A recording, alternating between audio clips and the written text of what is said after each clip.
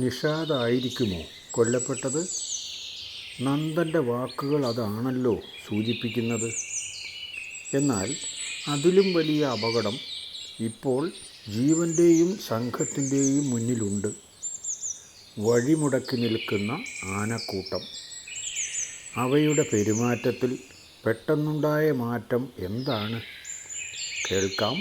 കൊലയാളി ഭാഗം 76. ഉമ്മച്ചനും സംഘവും നിരപരാധികളായ അവൻ്റെ മാതാപിതാക്കളെ കൊന്നു.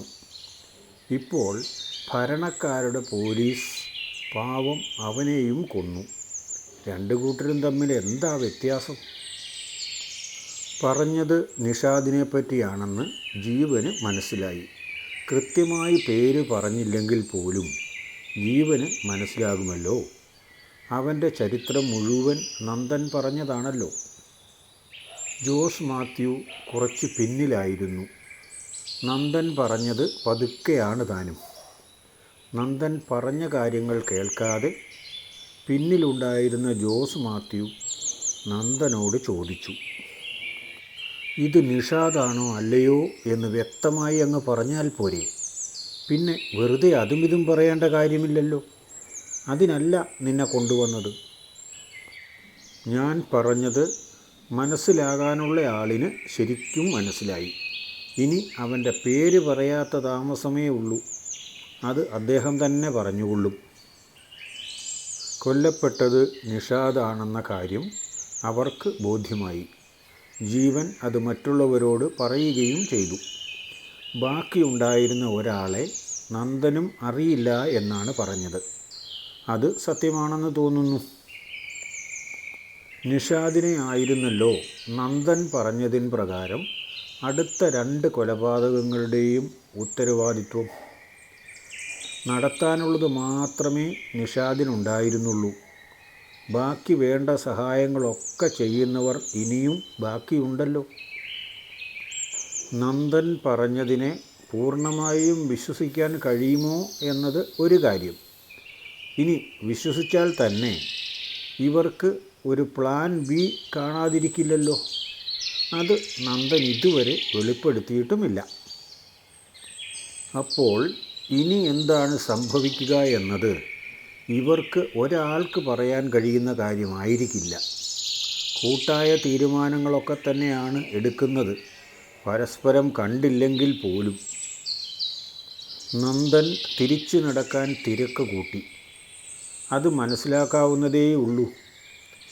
ഏത് കാര്യത്തിലാണെങ്കിലും കൂടെ പ്രവർത്തിക്കുന്നവന് അപകടം പറ്റിയത് കണ്ടു നിൽക്കാൻ ഒരു സുഹൃത്തിന് അത്ര താല്പര്യമുണ്ടായിരിക്കില്ല. ആ അവസ്ഥയിലാണല്ലോ ഇപ്പോൾ നന്ദനും. അതുകൊണ്ട് മാത്രമായിരിക്കുമോ?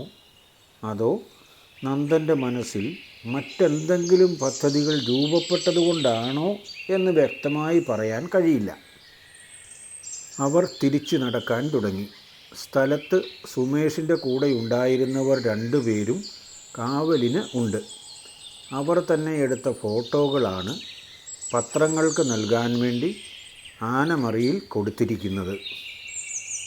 പത്രക്കാർ ആരെയും വെടിവയ്പ് നടന്ന സ്ഥലം കാണാൻ വിളിച്ചുമില്ല.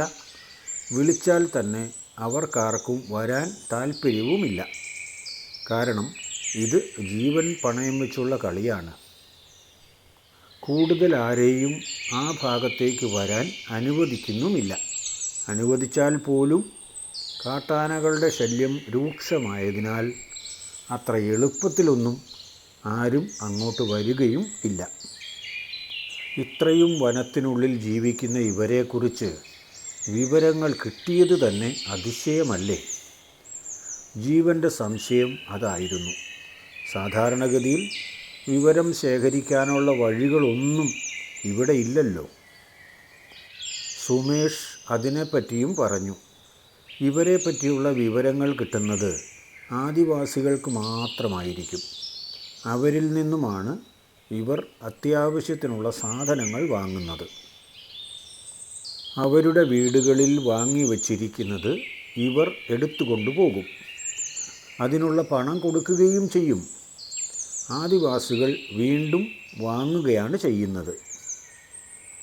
തുടർച്ചയായി 2 ദിവസം മാർക്കറ്റിൽ ചെല്ലുന്നവരെ ശ്രദ്ധിക്കാൻ ഏർപ്പാടാക്കിയതിൻ പ്രകാരമാണ് ഈ 2 കോളനികളിൽ നിന്നും 1-2 പേർ അടുത്തടുത്ത ദിവസങ്ങളിൽ പോയി സാധനങ്ങൾ വാങ്ങുന്നതായി ശ്രദ്ധയിൽപ്പെട്ടത്. അങ്ങനെ അവരിലൊരാളെ ചോദ്യം ചെയ്തപ്പോൾ ഉള്ള സത്യം മണിമണിയായി പറഞ്ഞു. എത്ര ആളുകൾ അവിടെ ചെന്നു എന്നുവരെ പറഞ്ഞു. 5 പേർ ചെന്നു എന്നാണ് പറഞ്ഞത്. പക്ഷേ ഇന്ന് 4 പേരെ മാത്രമേ കാണാൻ കഴിഞ്ഞുള്ളൂ. എത്ര കാലം ഇവർക്ക് ഇങ്ങനെ ഒളിച്ചു കഴിയാനൊക്കും? സാധാരണ ആളുകളുടെ ചിന്താഗതി പ്രകാരം ഇവരുടെ പ്രവൃത്തികൾ ന്യായീകരിക്കാവുന്നതല്ല. പക്ഷേ അവർക്ക് അവരുടേതായ ന്യായങ്ങൾ ഉണ്ട് താനും. അതുകൊണ്ട് അവരുടെ പ്രവൃത്തികൾ ശരിയോ തെറ്റോ എന്നൊന്നും വിലയിരുത്താൻ നമുക്ക് കഴിയില്ല. എങ്കിലും ഒരു കാര്യം ഉറപ്പു പറയാം, അവരെക്കൊണ്ട് ഇത് പ്രവർത്തിപ്പിക്കാൻ കാരണമാകുന്നത് നമ്മുടെ തന്നെ സമൂഹത്തിലുള്ള ചില പുഴുക്കുത്തുകളാണ്. അവർ സ്വന്തം കാര്യസാധ്യത്തിനു വേണ്ടി ആരെ വേണമെങ്കിലും ഉപദ്രവിക്കും. അങ്ങനെ ഉപദ്രവിക്കപ്പെടുന്ന പാവങ്ങൾക്ക് വേണ്ടി ശബ്ദിക്കാൻ ആരുമില്ല. അവർക്ക് നിയമവും നീതിയും അപ്രാപ്യമാണ്. ആ ഗ്യാപ്പിലേക്കാണ് ഇവർ വരുന്നത്. സമൂഹം കുറേ കൂടി സ്വന്തം സഹജീവികളോട് സ്നേഹപൂർവം പെരുമാറുകയും ഇടപെടുകയും ചെയ്താൽ ഇവർ തനിയെ രംഗത്തു നിന്നും അപ്രത്യക്ഷമാകേണ്ടി വരും. പക്ഷേ അത് എത്രയായാലും നമ്മുടെ സമൂഹത്തിൽ എളുപ്പത്തിലൊന്നും ഉണ്ടാകാൻ പോകുന്ന ഒരു മാറ്റമല്ല. മാറ്റം വരേണ്ടത് മനുഷ്യൻ്റെ മനസ്സിൽ നിന്നാണല്ലോ. അത് സംഭവിക്കാൻ സാധ്യതകളൊന്നും കാണുന്നില്ല. ശബ്ദം കുറച്ചാണെങ്കിലും സംസാരിച്ചുകൊണ്ട് സുമേഷും ജീവനും കടവിലേക്ക് എത്തി. കുടിക്കാൻ വെള്ളം കിട്ടണമെന്ന ആഗ്രഹമുണ്ടായിരുന്നതുകൊണ്ട് വിവരം സുമേഷിനോട് ചോദിച്ചു. അപ്പോൾ സുമേഷാണ് പുഴയിലേക്ക് കൈ ചൂണ്ടിക്കാണിച്ചത്. പുഴയിലെ വെള്ളം കുടിക്കാൻ അല്പം മടിയുണ്ടായിരുന്നു. ഇങ്ങനെയുള്ള സ്ഥലത്തു നിന്നൊന്നും വെള്ളം കുടിക്കാതെയായിട്ട് കാലം കുറേ ആയതാണ്. പുഴയിലെ വെള്ളമാണ് സാറേ, ധൈര്യമായി കുടിക്കാം. ഒരു തരത്തിലുള്ള മാലിന്യങ്ങളും ഉണ്ടാവുകയില്ല. വനത്തിലെ വെള്ളത്തിനോളം നല്ല വെള്ളം എവിടെയും കിട്ടും എന്ന് തോന്നുന്നുമില്ല.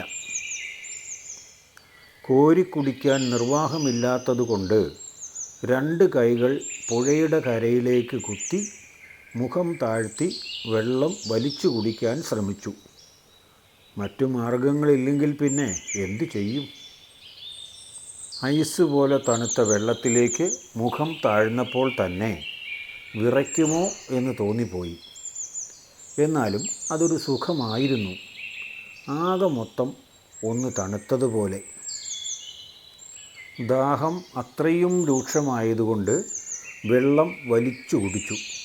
ആവശ്യത്തിന് വെള്ളം കുടിച്ച് കൈകുത്തി പൊങ്ങിക്കഴിഞ്ഞപ്പോൾ എവിടെ നിന്നോ ഒരു ഊർജം ശരീരത്തിലേക്ക് വന്നതുപോലെ ജീവന് തോന്നി.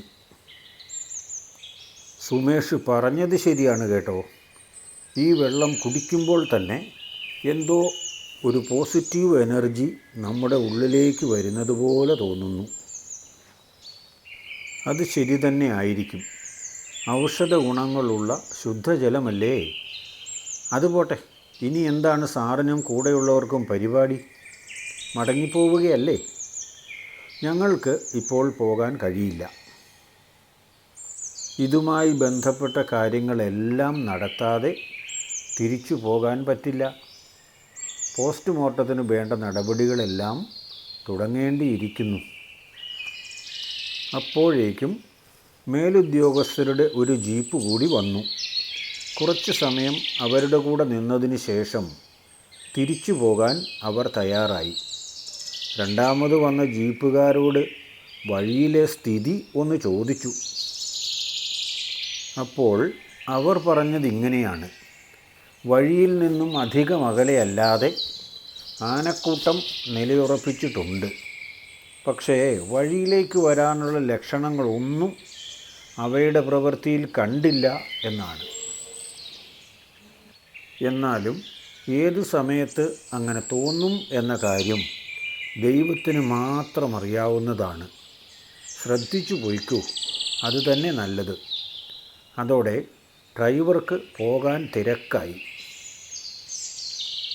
അയാളുടെ തിരക്കിനെ ജീവനും ജോസ് മാത്യുവും അംഗീകരിക്കുകയും ചെയ്തു.